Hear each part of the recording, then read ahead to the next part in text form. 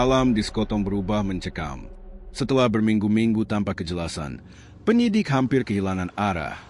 Mr. X, bayangan gelap di balik kematian Brigadir Esko, seolah menertawakan mereka dari kegelapan. Semua bukti samar, semua jejak seakan sengaja dihapus oleh tangan yang sangat paham dunia kepolisian.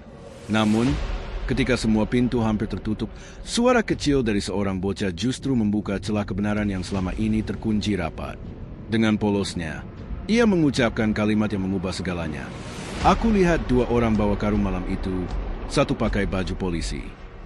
Kata-kata itu seperti petir di tengah sunyi, membuat semua pandangan beralih pada Bribtu Rizka, tahanan dengan masa lalu penuh rahasia. Kini penyidik AKP Dimas harus berpacu dengan waktu, karena bayangan Mr. X mungkin saja masih bersembunyi di balik seragam mereka sendiri. Selamat datang dan kembali lagi di channel Bicara Saja. Mari kita lanjut lagi ceritanya. Langit mendung menggantung rendah di atas Polsek Sekotong, Lombok Barat, seolah ikut menahan napas atas peristiwa yang hendak digelar pagi itu. Udara lembab setelah semalaman hujan membuat tanah halaman depan Polsek berbau tajam, bercampur aroma seragam basah dan bensin dari kendaraan taktis yang terparkir berjejer. Di tengah halaman itu, garis polisi berwarna kuning membentuk kotak besar, melingkari area yang akan dijadikan lokasi rekonstruksi pembunuhan Brigadir Esko Fascarelli. Di balik garis itu, puluhan warga sudah berdesakan, sebagian memegang ponsel, sebagian lagi hanya melongok dengan wajah penasaran dan takut-takut. Beberapa anak kecil berlari-lari kecil di antara kaki orang dewasa, tak benar-benar mengerti apa yang sedang terjadi, hanya tahu bahwa ada polisi bunuh polisi. Di tengah keramaian, langkah kaki terdengar perlahan, berat, terikat rantai borgol. Seorang wanita berkerudung coklat muda dengan seragam tahanan oranye berjalan menunduk. Bribtu Rizka Sintiani. Wajahnya nyaris tak terlihat di balik masker putih, tapi sorot matanya kosong, campuran antara pasrah, takut, dan entah penyesalan atau kebohongan yang ia simpan dalam-dalam. Ia dikawal dua anggota provos berseragam hitam lengkap. Dari balik kerumunan, suara berbisik terdengar. Itu dia Rizkanya, polisi yang bunuh pacarnya sendiri. Astagfirullah, tega banget ya, sesama anggota. Katanya nggak sendiri, loh, ada yang bantu buang mayatnya.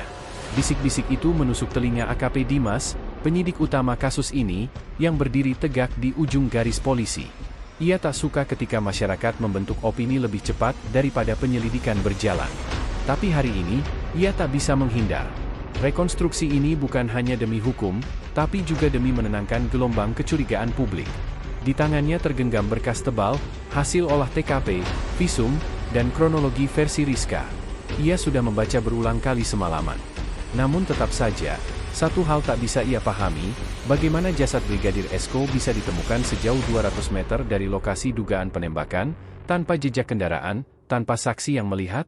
Itu mustahil dilakukan oleh satu orang, apalagi seorang perempuan bertubuh kecil seperti Rizka. Pukul 9.10, rekonstruksi dimulai. Semua anggota penyidik bersiap. Di sisi kiri, kamera dari berbagai media televisi sudah terpasang di atas tripod, siap merekam setiap gerakan tersangka.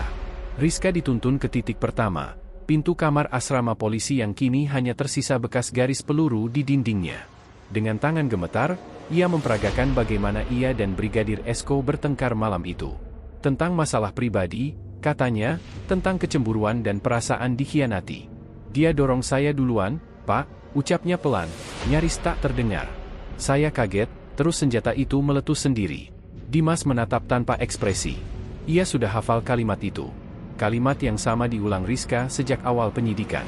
Tapi yang membuatnya gusar bukan kata-kata Rizka, melainkan tatapan kosongnya, seperti seseorang yang sedang memutar ulang kejadian yang bahkan ia sendiri tak yakin pernah benar-benar terjadi. Adegan demi adegan berjalan. Suara klik kamera wartawan bersahutan setiap kali Rizka digiring ke titik baru. Beberapa warga mulai menutup mulut mereka, ngeri membayangkan adegan saat Esko tersungkur di lantai, darah mengalir ke kaki meja. Sampai akhirnya, adegan ke-23, bagian paling penting sekaligus paling misterius. Sekarang tunjukkan bagaimana kamu memindahkan jasad korban, perintah AKP Dimas, suaranya tenang tapi tegas. Rizka diam. Ia menatap tanah becek di bawah kakinya, lalu mengangkat kepala perlahan. Saya nggak bisa sendirian, Pak, katanya. Kenapa? Tubuhnya berat. Saya panggil orang itu buat bantu. Orang siapa? Rizka mengusap air matanya yang menetes ke masker. Saya nggak tahu namanya. Saya panggil dia Mr. X. Kata itu meluncur begitu saja, membuat semua orang di sekitar membeku. Wartawan yang tadinya sibuk memotret kini saling pandang, berebut menyalakan kamera perekam. Polisi yang bertugas mencatat adegan menghentikan pena mereka sejenak. AKP Dimas menatap Rizka tajam. Kamu bilang Mr. X? Siapa itu? Anggota? Warga? Kenapa kamu nggak sebut dari awal? Rizka menunduk lebih dalam, suaranya serak, hampir seperti bisikan. Saya takut, Pak, dia bilang kalau saya buka mulut, nasib saya bakal lebih buruk dari Esko. Hening menyelimuti tempat itu. Suara angin yang menabrak garis polisi terdengar seperti siulan panjang yang mengiris telinga. Warga mulai bersuara pelan, sebagian menutup mulut tak percaya, sebagian lagi justru semakin penasaran. AKP Dimas menarik napas dalam-dalam. Ia memberi isyarat agar semua kamera dimatikan untuk sementara. Lalu ia berjalan mendekati Rizka, berbicara lebih pelan. Rizka, kamu harus jujur. Siapa orang itu? Dari mana dia datang? Kenapa dia bisa ada di lokasi saat itu? Perempuan itu menggigit bibirnya, tubuhnya bergetar. Saya nggak tahu, Pak, dia datang setelah semuanya terjadi. Dia bantu saya angkat jasad Esko, bawa ke mobil, terus pergi. Saya pikir dia anggota juga, tapi nggak pakai seragam. Dia bilang, kamu nggak usah takut, biar aku yang beresin. Suara Rizka pecah di akhir kalimat. Ia menunduk, menatap tanah, lalu menutup wajah dengan kedua tangan yang diborgol. Tangisnya menggema di antara suara kamera yang kembali hidup tanpa perintah. Warga yang menyaksikan dari balik pagar saling bertukar pandang. Mr. X, bisik salah satu ibu. Jangan-jangan itu atasan mereka. Seseorang menimpali, atau bisa jadi dia cuma ngarang biar nggak dihukum mati. AKP Dimas berdiri kaku. Ia tahu semua yang keluar dari mulut Rizka harus diverifikasi. Tapi nalurinya berkata, ada sesuatu yang disembunyikan lebih dalam dari sekadar kebohongan. Ia mengingat laporan forensik, tidak ada sidik jari lain di senjata api, tapi ada bekas tangan kedua di bagian bahu korban, seperti seseorang yang menarik tubuh Esko dari belakang. Bekas yang tak bisa dijelaskan jika hanya Rizka yang melakukannya. Rekonstruksi pun berlanjut setengah hati. Rizka tidak lagi fokus.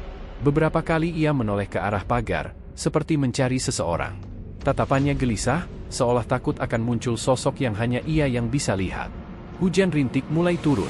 Petugas buru-buru menutup peralatan. Satu persatu orang meninggalkan lokasi, menyisakan tanah berlumpur dan aroma tegang yang belum sempat hilang. AKP Dimas masih berdiri di tempatnya, menatap garis polisi yang kini kosong. Ia tahu, hari ini justru membuka lebih banyak misteri daripada jawaban. Dari kejauhan, di seberang jalan, seorang pria berjaket hitam berdiri diam di bawah pohon kelapa.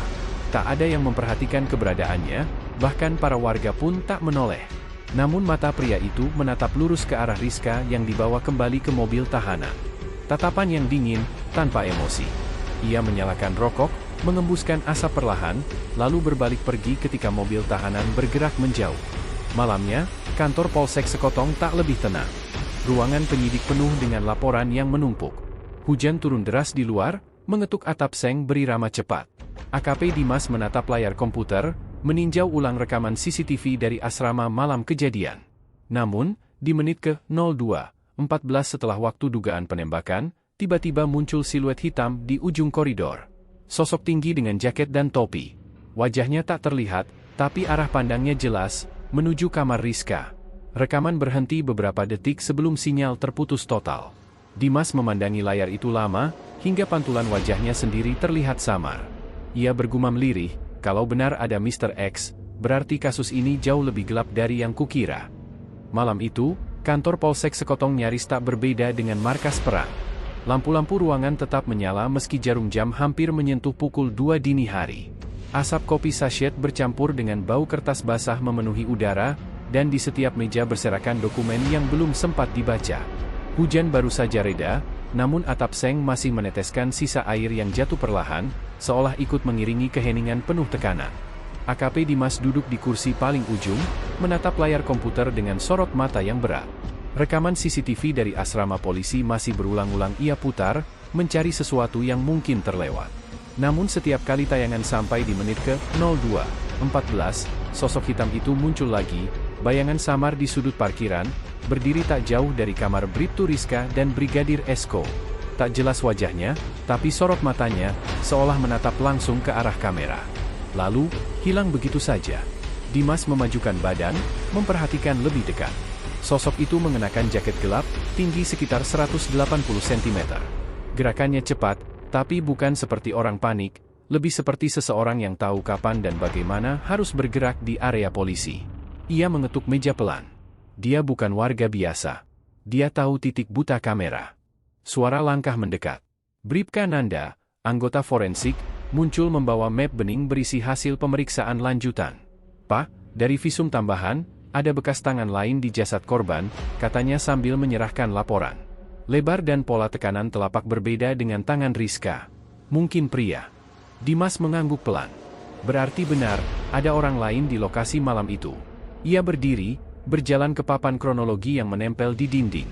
Foto-foto dari olah TKP berderet rapi, kamar berantakan, bercak darah di lantai, dan tubuh Esko yang ditemukan di area semak belakang asrama. Di bawahnya, Dimas menempelkan foto tangkapan layar CCTV yang baru ia dapatkan, bayangan hitam di parkiran. Dengan spidol merah ia menulis di bawahnya, "Mr. X, ada atau tidak?" Sementara itu, di ruang tahanan kecil di lantai 2, Bribtu Rizka duduk di sudut, memeluk lututnya. Ruangan itu pengap dan dingin. Cahaya dari bohlam redup membuat bayangannya menari di dinding kusam. Ia menatap kosong ke lantai, matanya sembab. Petugas jaga yang lewat sempat mendengarnya bergumam pelan. "Dia yang suruh saya bersihin darah, dia juga yang bantu angkat tubuh Esko. Tapi waktu saya balik, dia udah nggak ada." Suaranya lirih, seperti berbicara kepada seseorang yang tak terlihat. Beberapa petugas mulai membicarakannya. Ada yang percaya Rizka halusinasi karena tekanan, tapi ada juga yang yakin perempuan itu menyembunyikan sesuatu, mungkin seseorang yang punya pangkat lebih tinggi darinya. Kabar tentang Mr. X mulai menyebar keluar. Di warung-warung sekitar Sekotong, warga membicarakannya dengan nada takut dan penasaran. Kata berita, ada polisi misterius yang bantu pindahin mayat, kata seorang bapak sambil menyesap kopi. "Ah, paling cuma akal-akalan biar Rizka nggak dihukum mati," balas yang lain. Namun ada juga yang berbisik, "Aku dengar malam itu, ada motor besar lewat pelan banget dekat asrama. Helmnya hitam, platnya nggak kelihatan." Isu semakin liar. Ada yang bilang Mr. X adalah anggota senior yang menutupi aib kesatuan. Ada pula yang menganggap ia cuma bayangan dari rasa bersalah Rizka, manifestasi psikis dari trauma dan ketakutan. Tapi bagi Dimas, intuisi kepolisiannya tak mau menerima teori, bayangan. Mr. X adalah orang hidup, dan dia masih bebas di luar sana. Keesokan paginya, suasana polsek semakin tegang. Dimas memanggil seluruh tim kecilnya untuk briefing.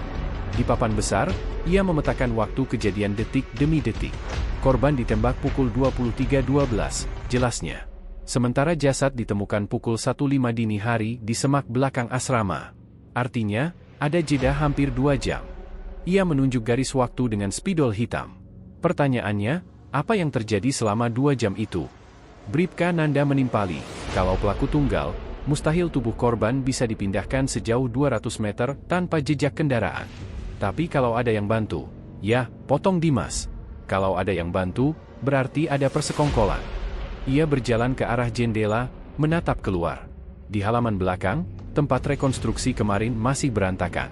Bekas pijakan lumpur belum kering, sementara garis polisi sudah dilepas. "Cari semua yang bertugas malam itu," katanya. "Baik dari internal maupun satpam asrama.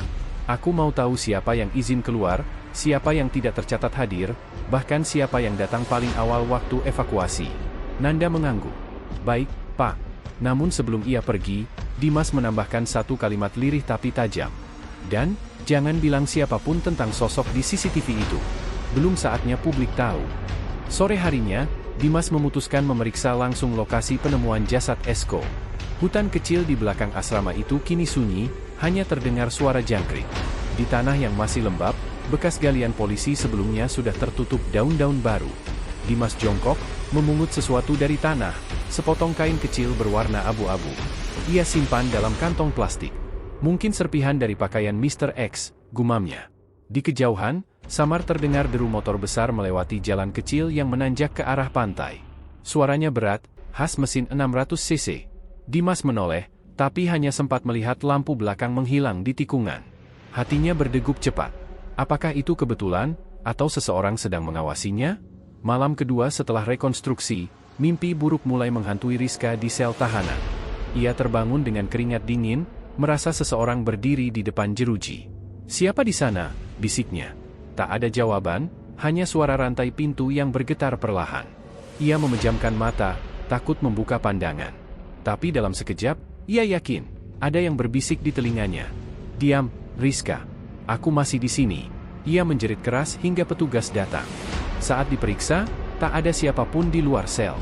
Namun, di lantai dekat pintu, ditemukan sebatang rokok yang masih mengepulkan asap tipis.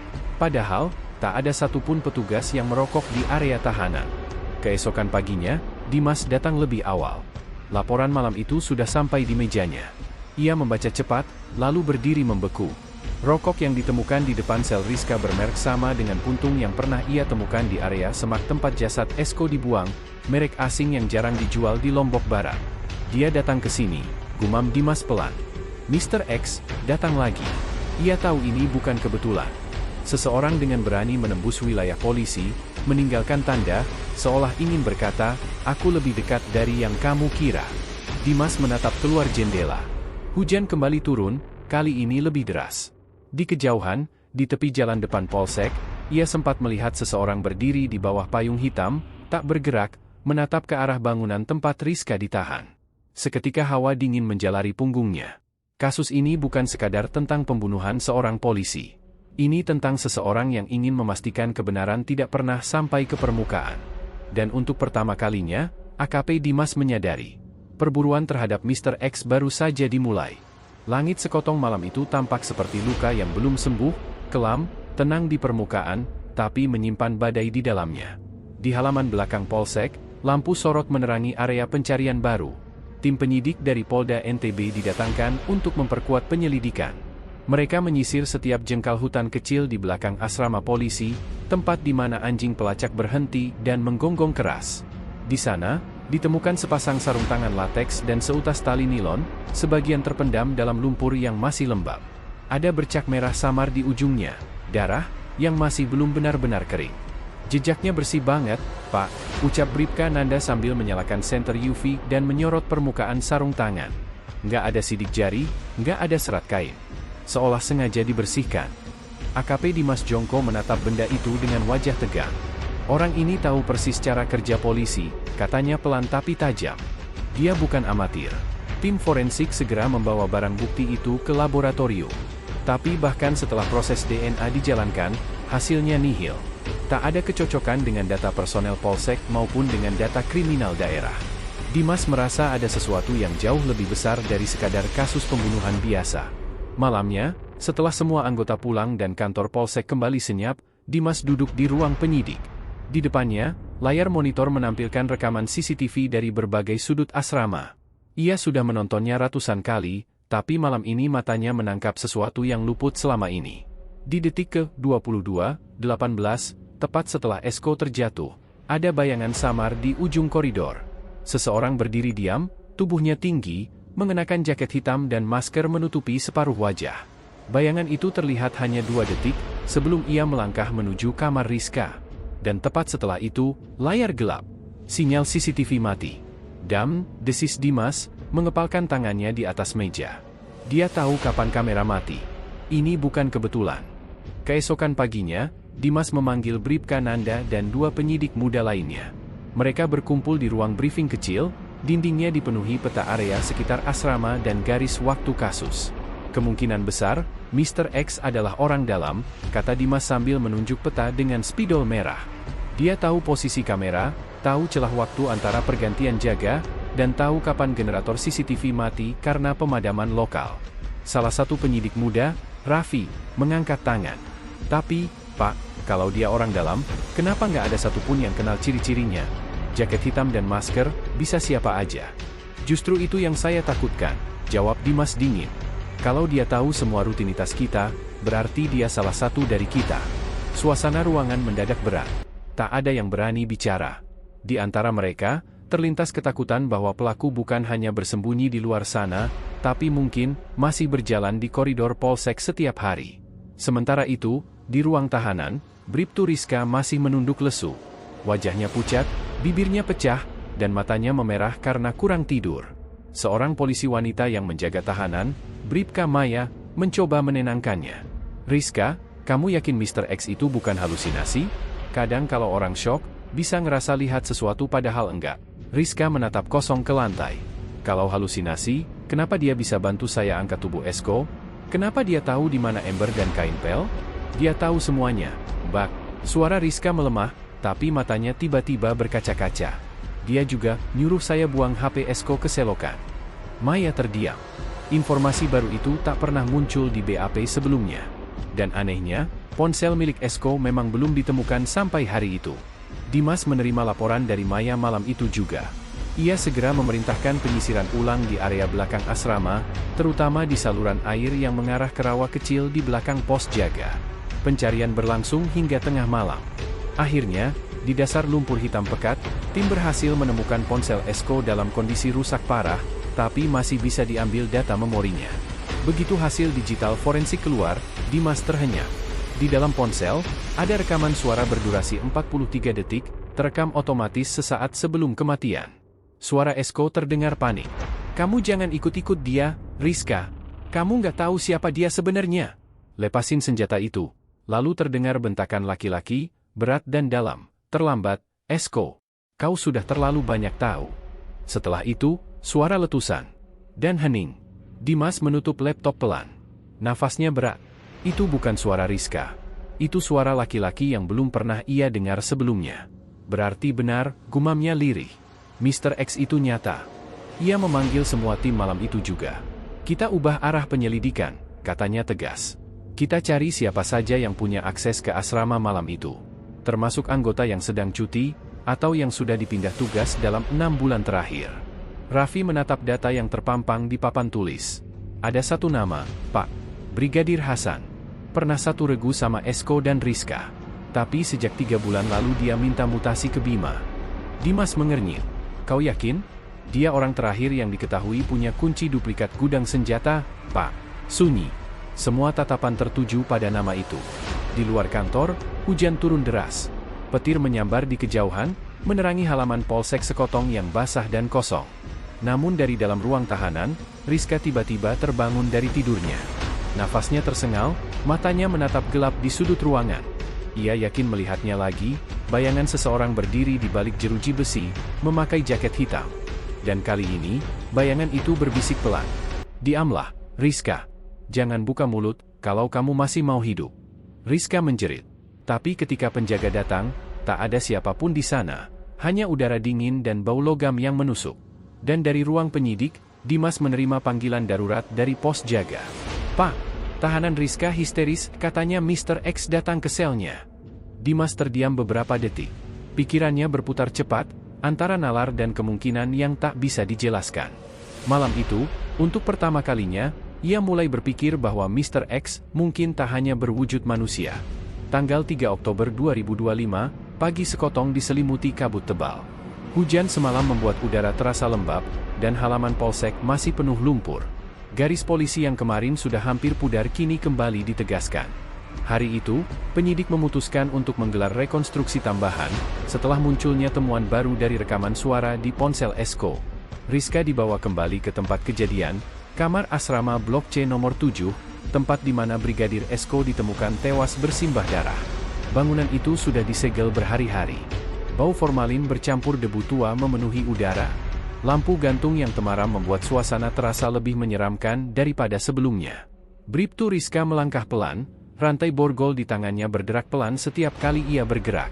Matanya sayu, tapi masih menyimpan sesuatu yang sulit dibaca, rasa takut yang dalam, bercampur penyesalan. AKP Dimas Jongko berdiri di dekat pintu, ditemani oleh Bribka Nanda, penyidik forensik, dan 2 anggota dokumentasi. Semua diam, memperhatikan setiap gerak Rizka dengan seksama. "Di sini kamu jatuhin senjata, kan?" tanya Dimas pelan, menunjuk ke lantai dekat kasur yang masih berlumur bekas darah yang mengering. Rizka mengangguk. Suaranya hampir tak terdengar. "Iya, Pak. Saya waktu itu kaget." Esko teriak, saya refleks dorong dia. Senjatanya meledak. Dimas mencatat cepat di clipboard.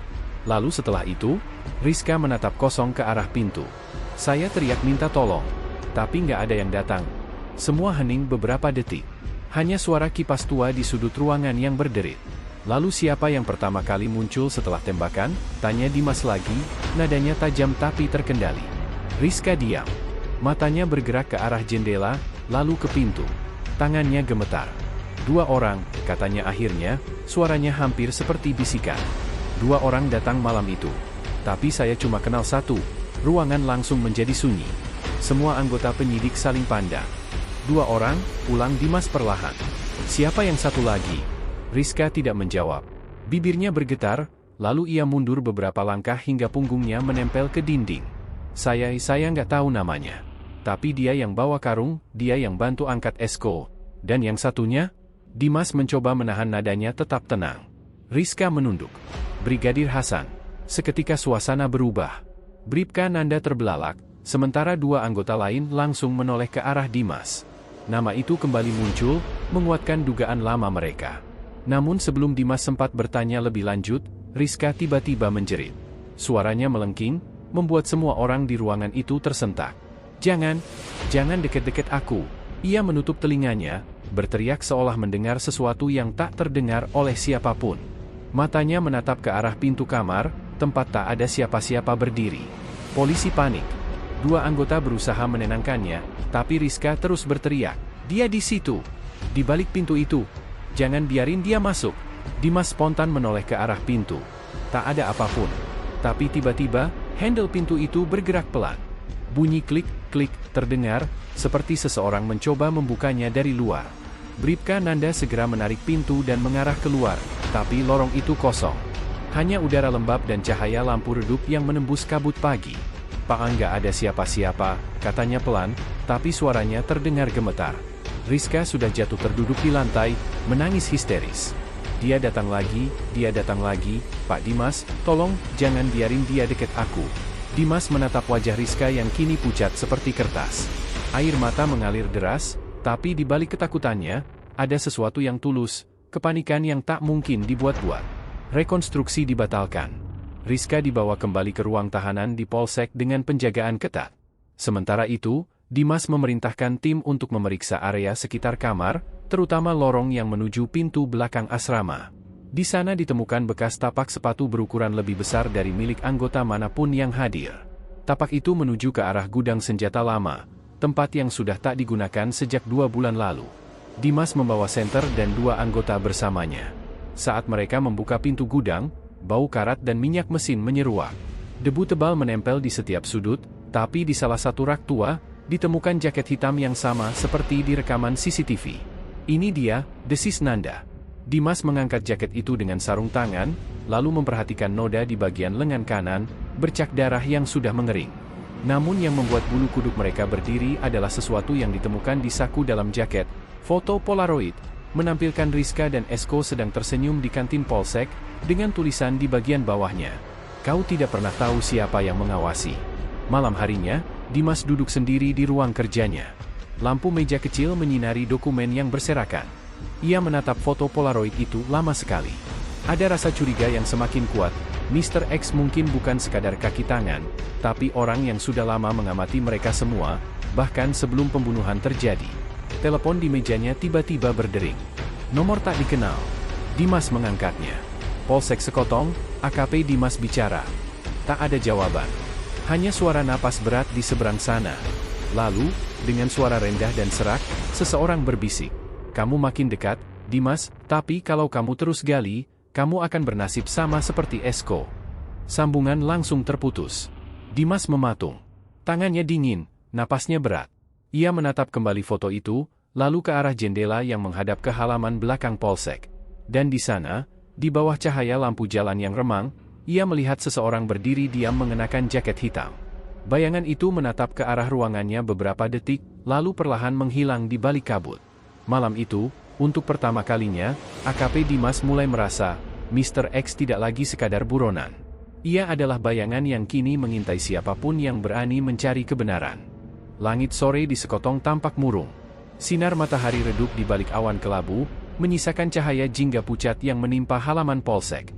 Hujan baru saja berhenti, dan aroma tanah basah bercampur bau bensin dari kendaraan dinas yang terparkir di halaman. AKP Dimas Jongko duduk di ruang penyidik, menatap berkas tebal di depannya. Semua laporan sudah ia baca ratusan kali, tapi tak satu pun mendekatkan mereka pada kebenaran. Sudah 3 minggu sejak rekonstruksi tambahan digelar, tapi identitas Mr. X tetap tak terungkap. Semua petunjuk seolah berujung pada dinding kosong. Bribtu Rizka Sintiani kini lebih tenang, tapi matanya tetap menyimpan ketakutan. Ia jarang bicara, hanya sesekali menulis sesuatu di buku kecil yang selalu disimpan petugas jaga. Sementara Dimas sendiri, sejak menerima telepon misterius malam itu, merasa seolah sedang diawasi. Ada perasaan tidak nyaman setiap kali ia pulang malam, seperti ada mata yang mengintip dari balik gelap. Hari itu, sesuatu yang tidak terduga terjadi. Sekitar pukul 5 sore, seorang bocah laki-laki datang ke kantor Polsek ditemani ibunya yang tampak gugup. Bocah itu berusia sekitar 8 tahun, mengenakan kaos sekolah dasar yang sudah agak kotor dan membawa tas kecil di punggung. Ia menatap sekeliling ruangan dengan rasa ingin tahu, sebelum pandangannya berhenti di meja AKP Dimas. "Om, aku mau ngomong sesuatu," katanya polos. Dimas tersenyum kecil, mencoba menenangkan. "Kamu siapa, Nak?" "Aku Farel. Aku bantu ibu jualan gorengan di depan asrama polisi. Malam itu aku masih bangun, soalnya bantuin ibu bersihin gerobak." Nada suaranya lugu, tapi ada sesuatu dalam matanya yang membuat Dimas memperhatikannya dengan serius. "Kamu lihat apa, Farel?" tanya Dimas lembut. Anak itu menggigit bibirnya sebentar, lalu berkata, "Aku lihat ada 2 orang bawa karung malam itu, satu pakai baju polisi." Ruangan seketika hening. Bribka Nanda, yang duduk di sudut, langsung menghentikan aktivitasnya menulis laporan. Dimas membungkuk sedikit, menatap bocah itu dalam-dalam. "Kamu yakin yang satu pakai baju polisi?" Farel mengangguk. "Iya, Om. Aku inget banget, soalnya lampu depan asrama masih nyala. Tapi yang satu lagi mukanya nggak kelihatan, dia pakai jaket hitam." Dia panggil yang pakai baju polisi itu. Anak itu berhenti sejenak, menelan ludah.